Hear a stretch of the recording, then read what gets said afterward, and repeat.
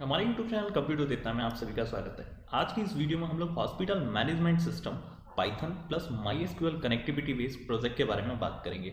ये प्रोजेक्ट बहुत ही सिंपल तरीके से बनाया गया है और इस वीडियो को देखकर आप अपने सिस्टम पर बड़े आसानी से इस प्रोजेक्ट को बना पाएंगे। तो चलिए हम बिना देरी किए इस प्रोजेक्ट की शुरुआत करते हैं।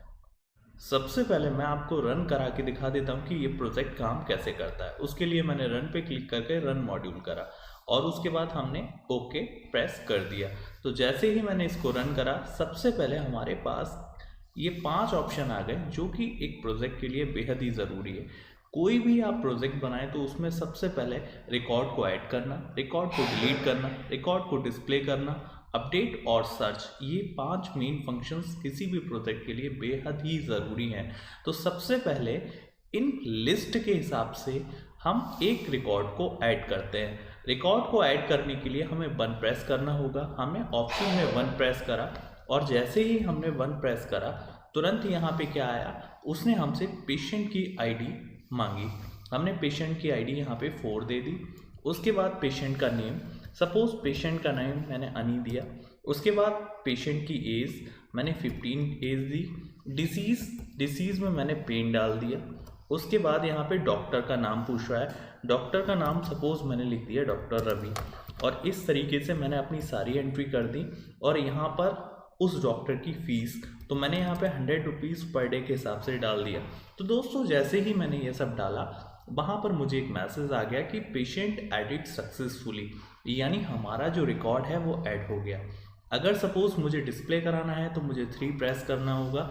मैंने 3 प्रेस करा तो यहाँ पे क्या हुआ, जो रिकॉर्ड मैंने ऐड करा था वो यहाँ डिस्प्ले हो गया। सपोज़ अगर मुझे सर्च करना है तो सर्च करने के लिए मुझे 5 प्रेस करना होगा। यहाँ पर मैं 5 ऑप्शन प्रेस कर देता हूँ और यहाँ पे जो सर्चिंग हो रही है वो पेशेंट की आईडी के हिसाब से सर्चिंग होगी। तो सपोज़ मैं यहाँ पे 4 डाल देता हूँ पेशेंट की आईडी और जैसे ही मैंने 4 डाला, यहाँ पे 4 आईडी वाला जो पूरा पेशेंट की डिटेल थी वो शो हो गई। इसी तरीके से हम रिकॉर्ड को डिलीट भी कर सकते हैं और रिकॉर्ड को अपडेट भी कर सकते हैं। तो चलिए मैं आपको अपडेट करके और दिखा देता हूँ। अपडेट करने के लिए मुझे 4 प्रेस करना होगा क्योंकि 4 ऑप्शन पर अपडेट का ऑप्शन अवेलेबल है। मैंने यहाँ पे 4 प्रेस करा। उसके बाद वो पेशेंट की आईडी मांग रहा है। मैंने पेशेंट की आईडी में 4 प्रेस करा अगेन। उसके बाद यहाँ पे जो अपडेशन हो रहा है वो डॉक्टर की फीस में अपडेशन के लिए हमने कोडिंग की हुई है।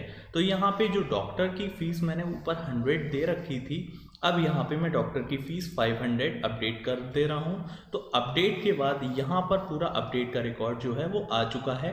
ये आप देख लीजिएगा, जो फ़ीस थी वो पहले 100 थी और अब यहाँ पे फ़ीस जो है वो 500 हो गई है। अगर सपोज़ मुझे रिकॉर्ड को डिलीट करना है तो उसके लिए मुझे 2 प्रेस करना होगा। इस तरीके से मेरा पूरा प्रोजेक्ट जो है वो काम कर रहा है और इस प्रोजेक्ट को मेरे 2 स्टूडेंट्स ने मिलकर बनाया है। तो चलिए अब हम शुरू करते हैं कि इसकी प्रोग्रामिंग हमने कैसे की है। इस प्रोजेक्ट की प्रोग्रामिंग के लिए हमने 5 फंक्शंस के लिए, यानी ऐड, डिलीट, अपडेट, डिस्प्ले और एग्जिट, इन सारे फंक्शंस के लिए हमने सेपरेट फंक्शंस बना रखे हैं। तो हम यहाँ पे अब एक्सप्लेनेशन शुरू करते हैं। ये हमने कमेंट में हॉस्पिटल मैनेजमेंट सिस्टम डाल रखा है। उसके बाद प्रिंट में कुछ अपना एट्रैक्टिव प्रोजेक्ट बनाने के लिए यहाँ पर हमने प्रिंट स्टेटमेंट में बहुत सारे प्रिंट जो है वो यूज़ कर रखे हैं। तो इतना, ये सारे आपके अकॉर्डिंग है। जैसा आप प्रिंट आउट पर यानी आउटपुट स्क्रीन पर प्रिंट आउट चाहते हैं उस हिसाब से आप यहाँ पे डिज़ाइन कर सकते हैं।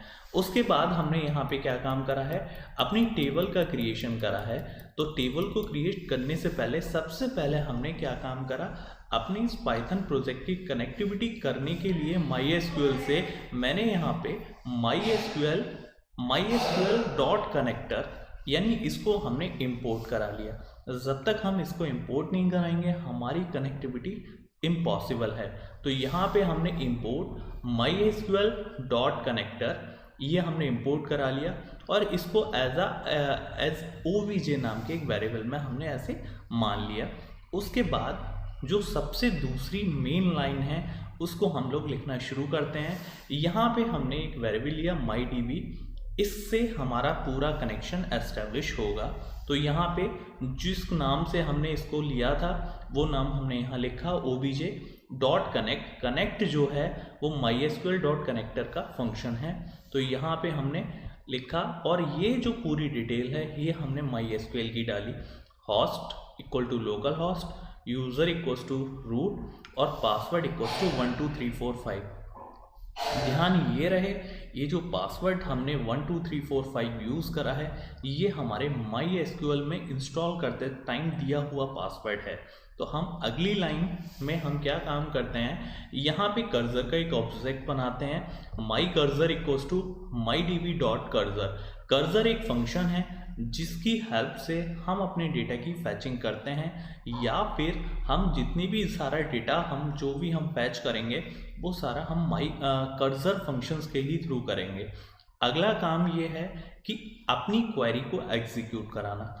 अगर हम पाइथन में अपनी क्वेरी को एग्जीक्यूट कराते हैं उसके लिए हमें एग्जीक्यूट फंक्शंस का यूज़ करना पड़ता है। तो जैसा आप लोगों को पता है कि सबसे पहले हम लोग MySQL में डेटाबेस को क्रिएट करते हैं, उसके बाद डेटाबेस को यूज़ करते हैं, फिर हम टेबल क्रिएट करते हैं। तो वही सारा प्रोसेस हमने यहाँ पे यूज़ करा है। सबसे पहले हमने पेशेंट रिकॉर्ड नाम का डेटाबेस क्रिएट करा है, और इसकी क्वेरी को एग्जीक्यूट कराने के लिए हमने यहाँ पर एग्जीक्यूट फंक्शंस का यूज़ करा है। तो यहाँ पर myCursor.execute यहाँ लिख करके यहाँ लिखा है create database if not exist patient record, यानी पेशेंट रिकॉर्ड नाम का हमने डेटाबेस यूज़ करा है। ठीक, उसके बाद हमने एग्जीक्यूट करके use patient record. If not exist का मतलब ये हुआ कि अगर आपके जो MySQL में अगर पेशेंट रिकॉर्ड नाम का कोई भी डेटाबेस नहीं होगा तो पेशेंट रिकॉर्ड नाम का डेटाबेस क्रिएट हो जाएगा।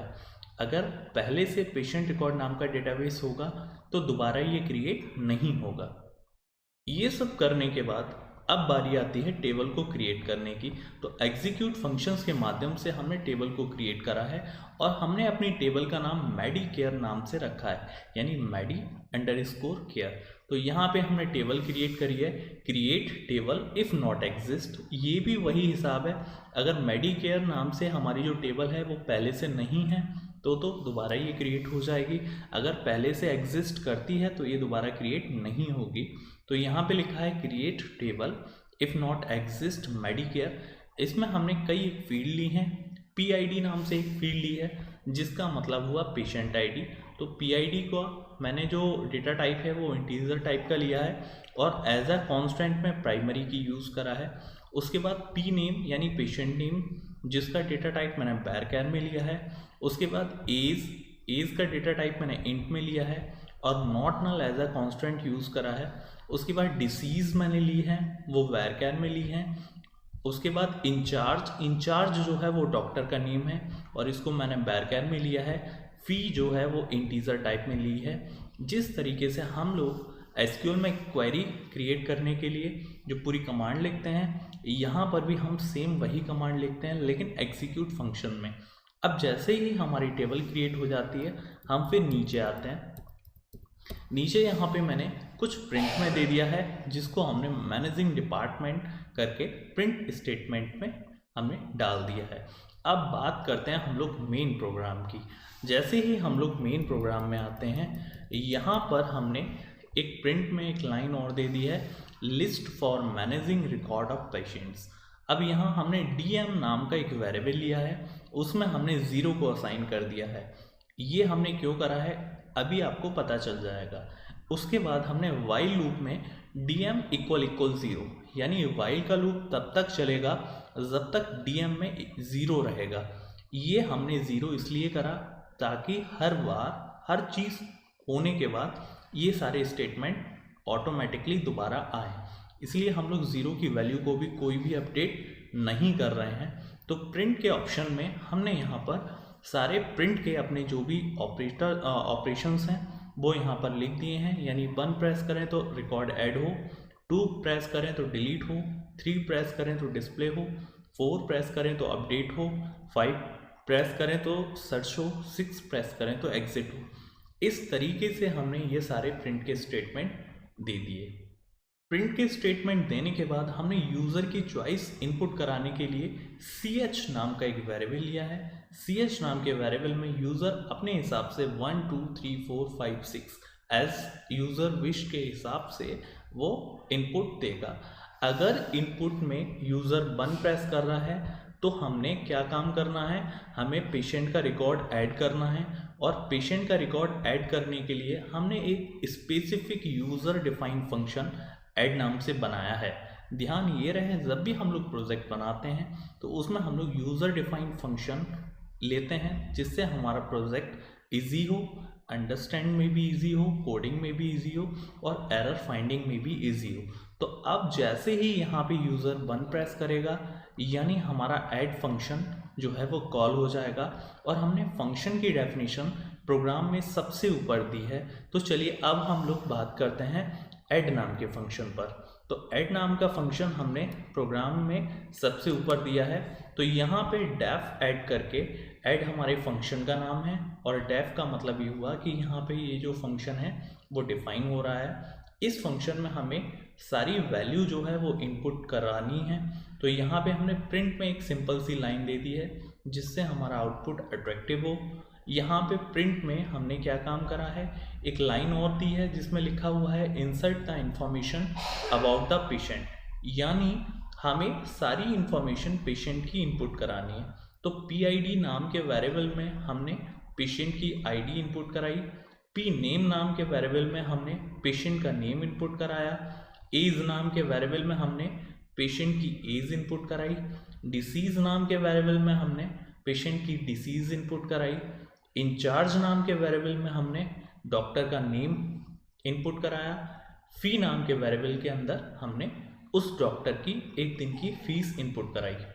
हमें ध्यान ये रखना है कि जिस हिसाब से टेबल के डेटा टाइप, टेबल को डिफाइन करते टाइम जो डेटा टाइप लिए हैं उसी डेटा टाइप में हमें यहाँ पे जो वैल्यूज़ हैं वो इनपुट करानी है।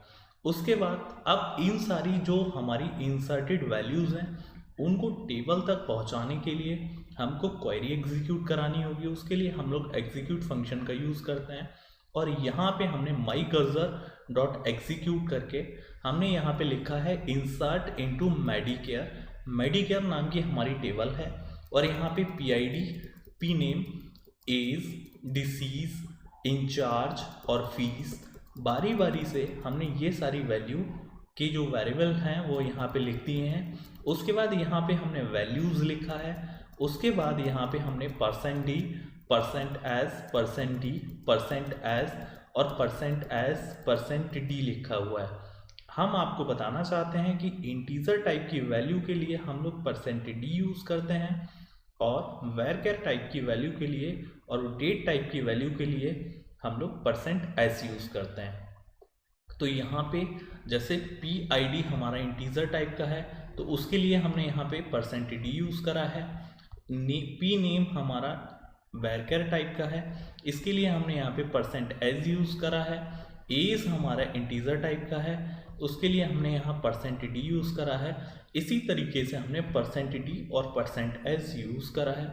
उसके आगे हम बढ़ते हैं तो इसी सेम फॉर्मेट में हमने क्या काम करा, ये अपनी पूरी कोडिंग लिखकर % का साइन लगाकर और वापस फिर से यही सारे वेरिएबल जो हैं हमने यहाँ लिख दिए हैं। तो आप लोग इस लाइन को बहुत ध्यान से देख लीजिए क्योंकि इसी लाइन के थ्रू हमारी जो वैल्यू है वो हमारे डेटाबेस तक यानी हमारी टेबल तक पहुंच रही है और ये जो है वो लास्ट है। तो आई होप आपने इस लाइन को पूरी अच्छी तरीके से समझा होगा। उसके बाद यहाँ पे हमने एक प्रिंट का स्टेटमेंट दे दिया, पेशेंट एडिट सक्सेसफुली, और यहाँ पे हमने कॉमिट फंक्शन का यूज़ करा। अब कॉमिट फंक्शन का यूज़ हमने क्यों करा, क्योंकि जब भी हम अपने डेटाबेस में कोई भी चेंजेस करते हैं, कुछ ऐड करते हैं, कुछ डिलीट करते हैं, तो इन सब रिफ्रेश के लिए हम लोग कॉमिट फंक्शन का यूज़ करते हैं। तो और लास्ट में हमने प्रिंट में एक लाइन और ऐड कर दी जिससे हमारा आउटपुट थोड़ा अट्रैक्टिव दिखे। तो इस तरीके से हमने पूरा ऐड फंक्शन बनाया। इसी क्रम में अगर यूज़र 2 प्रेस कर रहा है यानी CH में वैल्यू अगर 2 है तो 2 से हमारा डिलीट होगा रिकॉर्ड, और 3 प्रेस कर रहा है तो डिस्प्ले होगा हमारा रिकॉर्ड, और 4 प्रेस कर रहा है तो अपडेट होगा, 5 प्रेस कर रहा है तो सर्च होगा, 6 प्रेस कर रहा है तो एग्जिट होगा। तो बारी बारी से हमने अलग अलग तरीके के इसके फंक्शंस बनाए हैं। यानी अगर वो 1 प्रेस कर रहा है तो ऐड फंक्शन कॉल होगा। ऐड फंक्शन की डेफिनेशन मैंने आपको दिखा दी। अब मैं आपको डिलीट, डिस्प्ले और अपडेट, सर्च इन फंक्शंस की डेफिनेशन अभी यहाँ आपको दिखाता हूँ। तो उसके लिए हम लोग प्रोग्राम्स के सबसे टॉप पर पहुँचे, हमने ऐड फंक्शन की डेफिनेशन समझ ली है। अब बात करते हैं डिलीट की। डिलीट के लिए हम लोग पेशेंट की आईडी को इनपुट करा रहे हैं और अगर वो आईडी हमें मिल जाती है तो हम उसको वहीं पे रिकॉर्ड उसका डिलीट कर देते हैं। तो उसके लिए हमने सबसे पहली लाइन प्रिंट की लाइन हमने यूज़ करी है जो हमारे आउटपुट को अट्रैक्टिव बनाएगी।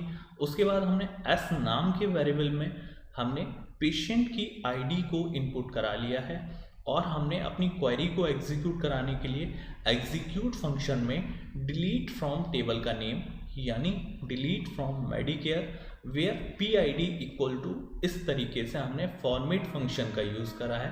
दोस्तों फॉर्मेट फंक्शन के यूज़ से अगर हमें वैल्यू को एक जगह से दूसरी जगह कहीं रखनी होती है तो बड़ी आसानी से हम लोग फॉर्मेट फंक्शंस का यूज़ करके ये सारा काम कर सकते हैं। इससे हमारा काम करने का तरीका बहुत ही आसान हो जाता है। तो यहाँ पर मैं अपनी क्वेरी को एक बार फिर से दोबारा रन करा के बता देता हूँ, यानी आपको समझा देता हूँ। डिलीट फ्रॉम मेडिकेयर, मेडिकेयर हमारी टेबल का नाम है, वेयर PID यानी पेशेंट की आईडी जो कि हमने यूज़र से इनपुट कराई है जो कि एस नाम के वेरिएबल में है वो यहाँ पर उठकर आ जाएगी और इस तरीके से हमारा पेशेंट का जो रिकॉर्ड है वो सक्सेसफुली डिलीट हो जाएगा। और उसके बाद हमने कॉमिट फंक्शन का यूज़ करा है, फिर हमने सिंपल प्रिंट की एक लाइन दे दी है।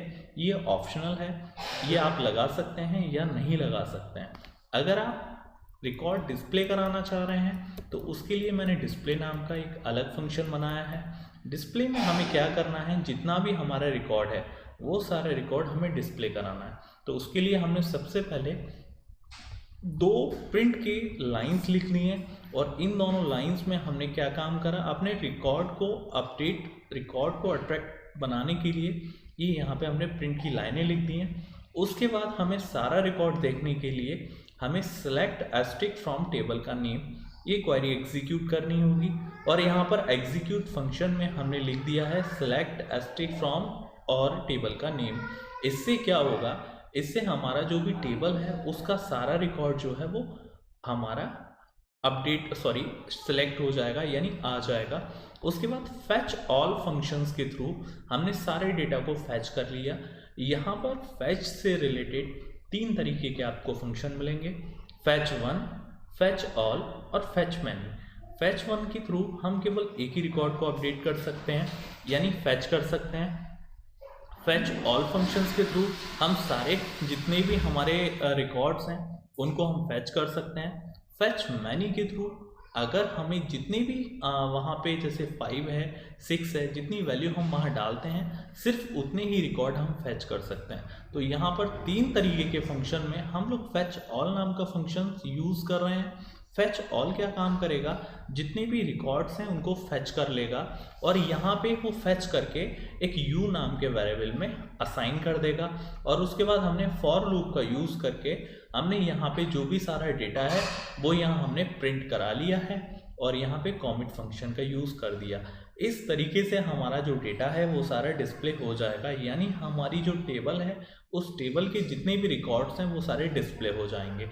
वैल्यू को अपडेट करने के लिए हमने एक नया फंक्शन अपडेट नाम से बनाया है। यहाँ पे हम लोग क्या काम कर रहे हैं, सबसे पहले पेशेंट की आईडी को हम इनपुट करा रहे हैं और पेशेंट की आईडी को इनपुट कराने के बाद हम लोग जो डॉक्टर की फीस है सिर्फ उसको अपडेट कर रहे हैं। तो इसी क्रम में हमने इसकी कोडिंग करी है। तो सबसे पहले हम लोग प्रिंट का एक सिंपल सा स्टेटमेंट देते हैं जिससे हमारा आउटपुट अट्रैक्टिव हो। उसके बाद एम नाम के वेरिएबल में हम लोग पेशेंट की आईडी को इनपुट कराते हैं। उसके बाद डीआर में यानी डीआर नाम के वेरिएबल में हम लोग क्या काम करते हैं, जो डॉक्टर है उसकी जो नई फीस है उसको हम लोग इनपुट कराते हैं। उसके बाद कर्सर फंक्शंस का यूज़ करा है हमने यहाँ पे और एक एन नाम के वेरिएबल में हमने अपनी पूरी क्वेरी लिख दी है। क्वेरी में हमने लिखा है अपडेट, उसके बाद टेबल का नेम यानी मेडिकेयर, उसके बाद सेट फी इक्वल टू, यहाँ पे जैसे अगर आप लोगों को एसक्यूएल की क्वेरी याद हो तो उसके लिए भी हम लोग वही काम करते थे यानी अपडेट, उसके बाद टेबल का नेम, सेट और उस वेरिएबल का नाम, उसके बाद उसकी नई वैल्यू और उसके बाद वेयर में एक कंडीशन दे देते थे। उस कंडीशन से मैच होकर के हमारी वैल्यू जो है वो अपडेट होती थी। तो यहाँ पर मैं एक बार फिर से यहाँ बता देता हूँ। एन नाम के वेरिएबल में हमने लिखा है अपडेट, उसके बाद टेबल का नेम, उसके बाद सेट, उसके बाद फी, और यहाँ पे प्लस dr प्लस कर में हमने क्या काम करा है, जो नई फीस हमने इनपुट कराई है वो आ जाती है। उसके बाद वेयर, यानी वेयर हमारा क्लॉज है, और यहाँ पे जो पेशेंट आईडी यूज़र डाल रहा है, पेशेंट आईडी जो यूज़र डाला है वो एम नाम के वेरिएबल में डाल रहा है, तो वहाँ से ये जो वैल्यू है वो सेट हो जाए। उसके बाद इस एन नाम की क्वेरी को हम लोग यहाँ एग्जीक्यूट फंक्शंस के माध्यम से यहाँ एग्जीक्यूट करा देते हैं, और उसके बाद जब वो हमारा अपडेट हो जाती है तो हम लोग क्या काम करते हैं, जो हमारी वैल्यू अपडेट हुई है, जो हमारा रिकॉर्ड अपडेट हुआ है, उसको प्रिंट कराने के लिए हम लोग सेलेक्ट एस्ट्रिक फ्रॉम टेबल का नेम वेयर PID, यानी जो यूज़र ने जो पेशेंट की आईडी डाली है उससे हम लोग क्या काम करते हैं, वेयर की कंडीशन हम लोग लगा देते हैं ताकि केवल उसी का ही रिकॉर्ड जो है वो सिलेक्ट हो। और उसके बाद यहाँ पर हमने फॉर लूप का यूज़ करके और प्रिंट के स्टेटमेंट को दे करके सिर्फ उसी रिकॉर्ड को हमने क्या काम कराया, डिस्प्ले करा दिया। और यहाँ पर हमने प्रिंट के एक स्टेटमेंट में लिख दिया रिकॉर्ड अपडेटेड, यानी वो रिकॉर्ड जो अपडेट हुआ है वो यहाँ हमने प्रिंट करा लिया और यहाँ कॉमेट फंक्शंस का यूज़ करा। अब मैं आपको सर्च नाम का फंक्शन सिखाने जा रहा हूँ कि आखिर यहाँ पे सर्च कैसे होता है। तो यहाँ सर्च नाम के फंक्शंस में हमने क्या काम करा है, सबसे पहले प्रिंट की एक सिंपल सी लाइन दी है जो कि हमारे आउटपुट को अट्रैक्टिव बनाएगी। उसके बाद यहाँ पे जो हम लोग सर्चिंग करा रहे हैं वो पेशेंट की आईडी के हिसाब से सर्चिंग करा रहे हैं, तो उसके लिए हमने एक टी नाम का वेरिएबल लिया है, और टी नाम का वेरिएबल क्या काम करेगा, वो पेशेंट की आईडी को इनपुट करेगा हमारे पाइथन के प्रोग्राम में। उसके बाद हम लोग क्या काम करते हैं, अपनी क्वेरी को एग्जीक्यूट कराने के लिए हम लोग एग्जीक्यूट फंक्शन का यूज़ करते हैं, और यहाँ पे हमने लिखा हुआ है कि सिलेक्ट एस्ट्रिक फ्रॉम टेबल का name where PID equals to +T, यानी अगर आपको याद हो हम लोग कोई भी चीज़ सर्च करने के लिए एक कंडीशन देते हैं, तो यहाँ पर हमने वेयर में अपनी एक कंडीशन दी है कि जहाँ पर पेशेंट की आईडी क्या हो, T हो। यहाँ पे मैं आपको एक बार दोबारा से ये लाइन बताता हूँ, माई कर्सर डॉट एग्जीक्यूट, उसके बाद यहाँ पे लिखा है सिलेक्ट एस्ट्रिक फ्रॉम मेडिकेयर हमारी टेबल का नाम है, where PID equals to +T। उसके बाद यहाँ पे सिर्फ हमें एक ही रिकॉर्ड को फैच कराना है जिसको यूज़र चाहता है, यानी जिसकी यूज़र ने कंडीशन लगवाई है, तो उसमें हम लोग fetch one फंक्शन का यूज़ करते हैं, क्योंकि मैंने आपको पहले ही बता दिया कि अगर हमें सिर्फ एक रिकॉर्ड को फैच करना है उसके लिए हम लोग fetch one फंक्शन का यूज़ करते हैं। तो ये जो fetch one फंक्शन का यूज़ करा, ये सारा यूज़ करके u नाम के वेरिएबल में आ जाएगा, और उसके बाद हम डायरेक्ट उसी u को प्रिंट करा लेंगे जो कि एक टपल की फॉर्मेट में होगा। उसके बाद हम कॉमेट फंक्शंस का यूज़ करेंगे। तो इस तरीके से हम लोगों ने सारे फंक्शंस को डिफाइन करा, और यहाँ पर हमारा मेन प्रोग्राम शुरू हो जाता है जो कि मैंने आपको स्टार्टिंग में बताया था। यानी प्रोग्राम में स्टार्टिंग में हमने सारे फंक्शंस को डिफाइन करा, और सारे फंक्शंस को डिफाइन करने के बाद हमने यहाँ पे नीचे इसकी मेन की प्रोग्रामिंग करी है, और यहाँ हमने हर एक टास्क के लिए हमने एक डिफरेंट टाइप के क्या काम करे हैं, फंक्शंस बनाए हैं। अगर वो 5 प्रेस कर रहा है तो 6 हो, अगर वो 6 प्रेस कर रहा है तो क्या हो, हमारा प्रोग्राम स्टॉप हो जाए। उसके लिए हमने यहाँ पे elif में ही हमने ब्रेक स्टेटमेंट का यूज़ करा है, और अगर इनमें से कुछ भी ना हो तो else में हमने लिखा है इनवैलिड चॉइस। तो इस तरीके से हमने अपने पूरे प्रोग्राम को डिफाइन कर दिया। अगर आपको हमारा प्रोग्राम अच्छा लगा हो तो हमारे चैनल को सब्सक्राइब करें, लाइक करें, शेयर करें। हमारे चैनल पर आपको चैप्टर वाइज ट्यूटोरियल की वीडियोस सब मिल जाएंगी, और जैसे जैसे एग्ज़ाम्स आपके क्लोज आ रहे हैं हम और भी डेटा यहाँ पर अपलोड कर रहे हैं। तो thank you for watching my videos.